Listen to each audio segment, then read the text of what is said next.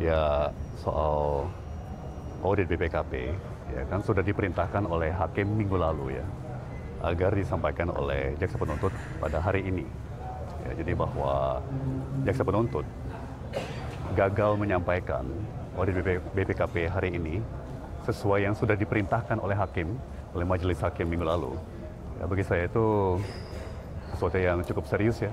Kalau saya melihatnya seperti, maaf saya pakai istilah Inggris ya, itu seperti contempt of court, ya, mengabaikan perintah daripada majelis hakim.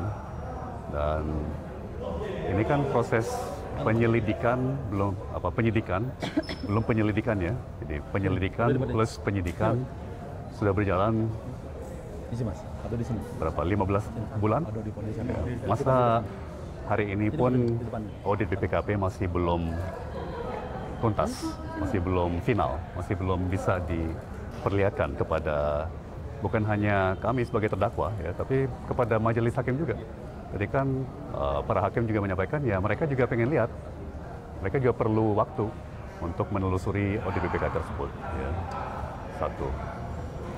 Kemudian saya cukup bingung ya, karena tadi jaksa penuntut menghadirkan satu saksi dari Kementerian Perindustrian, ya, yang menyampaikan bahwa beliau pada saat itu ya di 2015-2016 bukan memegang suatu jabatan yang mencakup izin impor gula.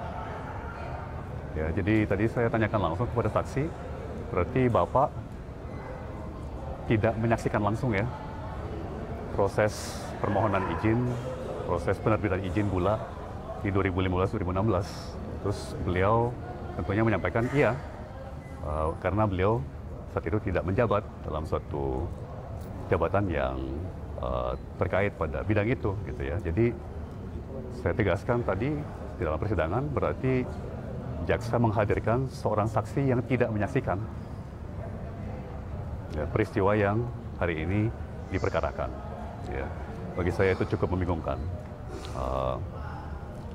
Kemudian ketiga, ya itu pun saat mulai masuk ke tanya jawab dengan saksi tersebut, ya, di mana yang ditanyakan akhirnya bukan kesaksian, tapi pendapat.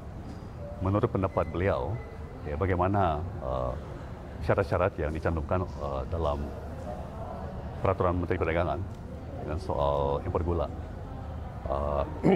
Itu juga cukup kelihatan bahwa beliau kurang memahami dengan konsekuensi bahwa menyatakan ya ada kewajiban-kewajiban seperti rekomendasi dari Kementerian Perindustrian yang kalau dibaca secara utuh peraturan Menteri Perdagangan itu yang saya buat sendiri ya, yang saya terbitkan, jelas bahwa itu tidak benar.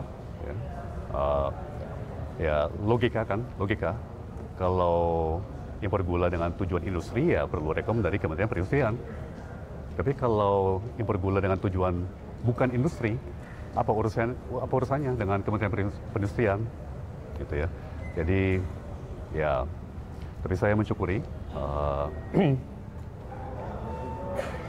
majelis hakim sangat bijaksana ya, dalam mengatur persidangan hari ini, sehingga semakin banyak kebenaran bisa terbongkar ya.